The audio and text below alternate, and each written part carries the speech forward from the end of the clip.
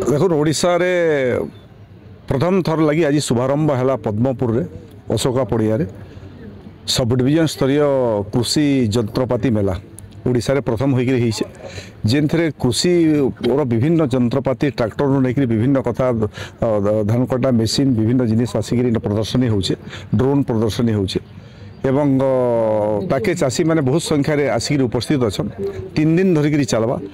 कृषि विभाग तरफ हॉर्टिकल्चर विभाग तरफ विभिन्न प्रकार ट्रेनिंग दिया चाषी मान को जे मेसिनरी केनता व्यवहार हो पारवा एवं मेसिनरी रे पर्याप्त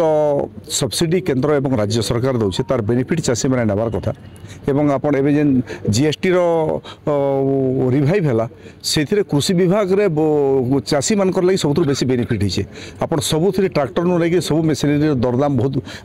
कमी जाइए तार बेनिफिट चाषी मैंने नेबे सब्सिडी जेहेतु राज्य केंद्र सरकार पर्याप्त दौन मझे किसी दलाल श्रेणीर लोक मैंने केवल आधार कार्ड नहीं चाषी मान सब्सिडी पैसा हड़प करवा भी अनेक घटना घटी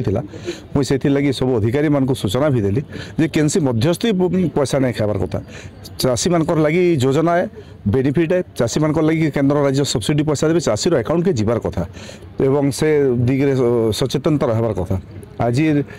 पाखापाखि 2 जण चाषी के आम संबर्धित भी कलु पाइकमाल ब्लॉक रो एवं पदमपुर ब्लॉक रो जड़े जड़े चाषी जेन मैंने कृषि क्षेत्र में विभिन्न प्रकार काम करिछन जोटा कि आम चाषी मान पाखे पहुँचुनी तो आम कृषि विभाग चाहला सरकार चाहते जे सबू योजना आमर जमी माटी ठू आरंभ कर मार्केटिंग पर्यंत जिते सब योजना अंतर्भुक्त अच्छी सबू योजना गुड़ाक आम केमती छोटू छोट चाषी मान पाखे पहुँचू यहाँ गोटे से उपखंड स्तरीय मेला आम आयोजन कर।